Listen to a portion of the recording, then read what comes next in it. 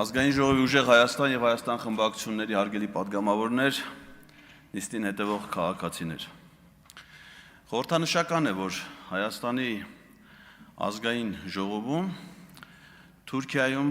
հետազոտական կասկածելի հանգամանքներում եւ ֆինանսավորման ծրագրի դրամաշնորհի շահառու է ոչ միայն ազգային ժողովի նախագահը, այլ նաեւ ազգային ժողովի արտաքին հարաբերությունների հանձնաժողովի նախագահը։ Եվ սա միակ բանը չէ, որ կապում է Ռուբեն Ռուբինյանին եւ Սարգիս Խանդանյանին։ Նրանք երկուսն էլ խտրական վերաբերմունք են ցուցաբերել իրենց կողմից հայտարարված քաղաքացիների ընդունելության ժամանակ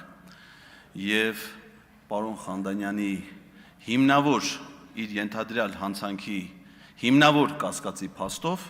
նույնպես դատարանի որոշմամբ նախաձեռնված է հանրային քրեական վարույթ եւ ես սպասելու եմ գլխավոր դատախազին նաեւ այդ միջնորդության համար։ Պատգամավորներից մեկը այս դահլիճում ասեց, արդյոք ամենայն հայոց կաթողիկոսը պետք է դատվի, եթե նրա մեքենան անցնի կարմիր լույսի տակով։ Կարմիր լույսի տակով անցնելը դա վարչական իրավախախտում է եւ ոչ մեկ դրա համար չի դատվում։ Իսկ եթե վարչական իրավախախտում է կիրառվում, ապա ոչ թե ուղևորի, այլ վարորդի նկատմամբ։ Ես դեռ չեմ լսել, որ վեհապար հայրապետի վարորդը նման հարցով վարչական պատասխանատվության ենթարկվի։ Բայց լսել եմ, որ կարմիր լույսի տակով անցնող վարչապետի ավտոշարասյունը սպանել է հղի կնոջը։ Եվ դրա համար ոչ վարչապետը, ոչ նրա անվտանգության պատասխանատուները, ոչ էլ այդ հրահանգը ստացած ոստիկանության ծառայողը իրենց արարքին համապատասխան պատժի եւ պատասխանատվության չեն արժանացել։ Միգուցե եթե այդ վարորդը ոստիկանության մայոր լինելու փոխարեն լիներ հայ առաքելական եկեղեցու եպիսկոպոս, անմիջապես ենթարկվեր քրեական պատասխանատվության, որովհետև մեր եպիսկոպոսները առանց որևէ հանցավոր արարքի համար են ենթարկվում պատասխանատվության։ Իսկ ինչ է ասել այդ կապակցությամբ վարչապետ Նիկոլ Փաշինյանը դեռևս 2013 թվականի հունիսի 20-ին Ազատություն ռադիոկայանին տված հարցազրույցում մեջբերում Այդպիսի մի արտահայտություն կա, չէ, որ եթե դու մի մարդ ես սպանում, մարդասպան ես։ Իսկ եթե հազարավորների ես սպանում, դու դառնում ես ականավոր զորավար։ Մեջբերման ավարտը։ Հիմա հասկանանք, թե ինչպես ժամանակին իշխանական գործիչների հետ ստվերային պայմանավորվածություններով մի լրագրող դարձավ ականավոր զորավար։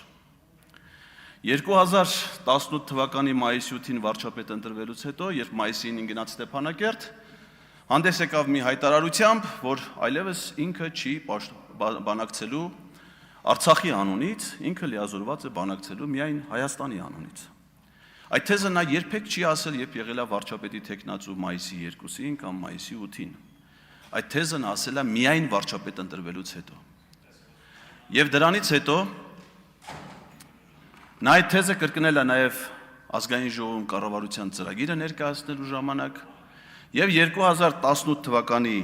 օգոստոսի 17-ին Հանրապետության հրապարակում 100-րդ օրվա պաշտոնավարման ժամանակ մեջբերում ուզում եմ ասել հետեւյալը ես ասել եմ որ պատրաստ եմ լիարժեք Ղարաբաղի հարցով բանակցել Հայաստանի Հանրապետության անունից բայց Արցախի Հանրապետության անունից պետք է բանակցի Արցախի Հանրապետության իշխանությունը Ինչ էր սա նշանակում Սա նշանակում էր, որ միջազգայինորեն ընդունված բանակցային ձևաչափից, որը ԵՀԿ Մինսկի խմբի համանախագահության ձևաչափն էր, հայկական կողմի պաշտոնական բանակցողը պաշտոնապես միակողմանիորեն դուրս եկավ բանակցային գործընթացից։ Առանց այդ մասին խորհրդակցելու բանակցային մյուս հիմնական կողմի Ադրբեջանի նախագահի հետ, եւ որ ամենակարևորն է ԵՀԿ Մինսկի համանախագահող պետությունների ղեկավարների հետ։ Իսկ ինչ է տեղի ունենում, երբ որ կա կոնֆլիկտ, իսկ բանակցողը դուրս է գալիս բանակցությունից, թողնելով կոնֆլիկտը միայն զարգացման փուլում։ Դա հանգեցնում է պատերազմի։ Իսկ երբ եղավ պատերազմը, խոսքը 44 օրյայի մասին է։ Վարչապետի պաշտոնում Նիկոլ Փաշինյանի պաշտոնավարման 2.5-րդ տարում։ 2.5-ը դա ազգային ժողովի լիազորությունների հետևաբար կառավարության պաշտոնավարման մաքսիմում ժամկետի կեսն է։ 2.5 տարի նա հնարավորություն ուներ բանակցելու եւ հայկական կողմի իր համար ընդունելի թեզերը եթե կար Ալմաթայի հռչակագիր, որը եղել էր 91 թվականին, կամ այլ թեզեր, ներկայացնելով որպես բանակցային կողմ, բայց նա դա չի իրականացրել։ Ուզում եմ ձեզ հիշեցնել, հարգելի գործընկերներ, որ պաշտոնավարման ողջ շրջանում Նիկոլ Փաշինյանի 18 թվականից մինչև 44-օրյա պատերազմը Իլհամ Ալիևի հետ նա ունեցել ընդամենը 1 պաշտոնական բանակցություն, ընդամենը 1։ Դա տեղի է ունեցել 2019 թվականի մարտի 19-ին Վիեննայում, որին մասնակցել են ԵԱԿ Մինսկի խմբի համանախագահները եւ հանդիպումը կազմակերպվել է նրա ջանքերով։ Նրանից այս հանդիպումից առաջ եւ հետո նա բազմաթիվ անգամներ է հանդիպել Իլհամ Ալիևի հետ։ Հիշեք, Մոսկվայում ֆուտբոլի աշխարհի առաջնության բացման ժամանակ, Բիշկեկում հայտնի լիֆտի հանդիպումը, Մյունխենում անվտանգության համաժողովի ժամանակ, տարբեր Շվեյցարիայում տնտեսական ֆորումի ժամանակ, դրանցից ոչ մեկը չի ելել պաշտոնական բանակցություն։ Իսկ ինչ է եղել պաշտոնական բանակցությունների փոխարեն։ Հայաստանի եւ Ադրբեջանի հատուկ ծառայությունների ղեկավարների կասկածելի հանդիպումներ երրորդ երկրներում, այդ թվում Դուբայում։ ԱԱԾ նախկին տնօրեն Արթուր Վանեցյանը խոստովանել է, որ ինքը առնվազն ամիսը 1 անգամ մշտական պարբերականությամբ երրորդ երկրներում հանդիպում է ունեցել Ադրբեջանի ազգային անվտանգության ծառայության ղեկավարի հետ։ Բնականաբար այդ հանդիպումներից նրանցից ոչ ոք բանակցելու իրավունք չուներ, որտեղ նրանք դիվանագետներ չէին, արտգործնախարարներ չէին։ Այդ հանդիպումներից ոչ մեկին ԵԱԿ Մինսկի համանախագահներից որևէ մեկը ներկա չի եղել, եւ այդ հանդիպումների ժամանակ փոխանակվել են պետությունների ղեկավարներին միմյանց հասցեագրված փակ ծրարներ, որոնց բովանդակության մասին մեզանից ոչ ոք մինչ օրս որևէ տեղեկություններ չունի։ Եվ այս գաղտնի պայմանավորվածությունները շրջանցելով այն միջազգային ձևաչափը, որը լուծարվեց 2025 թվականի օգոստոսի 8-ին Վաշինգտոնում, ի թիվս այլ փաստաթղթերի, այդ թվում խաղաղություն կոչված փաստաթղթի նախաստորագրման, շրջանցելով դեռևս այդ ժամանակ ձևաչափը, մեծ զորավարը գնաց պատերազմի մեր ժողովրդին պատճառելով անդառնալի մարդկային կորուստներ, հազարավոր երիտասարդների կյանքեր։ Մեր պետությանը միայն պաշտպանության բանակին այդ 44 օրերի ընթացքում պատճառելով շուրջ 5 միլիարդ դոլարի նյութական վնաս։ Արցախի առհասարակ քաղաքացիական օբյեկտների ընդհանուր վնասը գնահատված է ամենամոտավոր հաշվարկներով մոտ 100 միլիարդ դոլար։ Եվ դրա դիմաց ինչ են ստացել այս ամենի հեղինակները։ Պարգևավճարներ պարգևատրել են իրենց օրենքով չնախատեսված ֆինանսավորումից դուրս, ձեռք են բերել տներ, առանձնատներ, տնավեր դարձնելով 100 հազարավոր մարդկանց։ Իսկ ինչ են արել այդ պատերազմի արդյունքները։ Վերածել կապիտուլյացիան նորից 21 թվի պատերազմի, 21 թվի պատերազմը նոր կապիտուլյացիայի, խախտելով բոլոր բանակցային ձևաչափերը, կասկածելի ձևաչափերով, տանելով մինչև 2022 թվականի հոկտեմբերի 6, որին նախորդել էր Ջերմուկի պատերազմը, դրանից հետո նորից պատերազմ Արցախում 2023 թվականի սեպտեմբերին, նորից կապիտուլյացիա, Տավուշի հանձնում։ Սա է այս իշխանության դեմքը։ Պատերազմ, զոհեր, կորուստներ եւ պարգևավճարներ։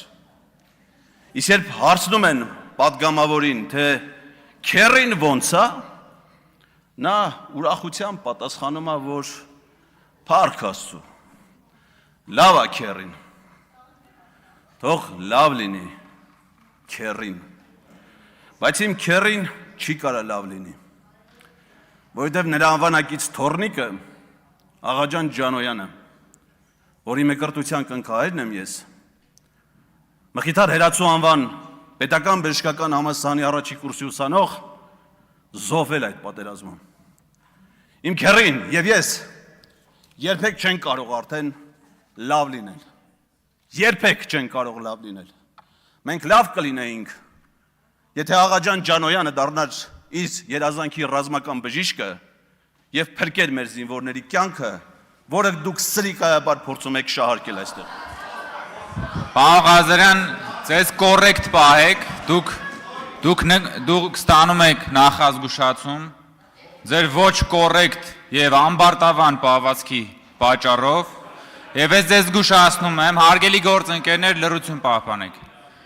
Եվ ես ձեզ զգուշացնում եմ, որ հաջորդ անգամ նման պահվածքից հետո, եթե դուք չինքնա էվակուացվեք այս դահլիճից, ձեզ էվակուացնելու են եւ դուրս են շպրտելու այս դահլիճից եւ ազգային ժողովի շենքից։ Պարոն Կարապետյան, հիմա չեք կարող խոսել, ես ձեզ առաջարկում եմ, որ կարգի հրավիրեք ձեր падգամավորի եւ չափավորեք, հակառակ դեպքում նրան այնպես կչափավորեն, որ այլևս երբեք չի կարող այդ չափերից դուրս գալ։ Հիմա չեք կարող, հիմա խնդրում եմ, հարգելի գործընկերներ, քաղաքացիական պայմանագրի հետ վերադարձեք դահլիճ։ Հարգելի գործընկերներ, պարոն Լևոնյան, ուր եք գնում։ Զբաղեցրեք ձեր տեղերը, նիստը շարունակվում է։ Վերադարձեք դահլիճ եւ զբաղեցրեք ձեր տեղերը։ Հաջորդ ելույթի համար Սուզաննա Ավետիսյան։ Նիստը շարունակվում է, Սուզաննա Ավետիսյան։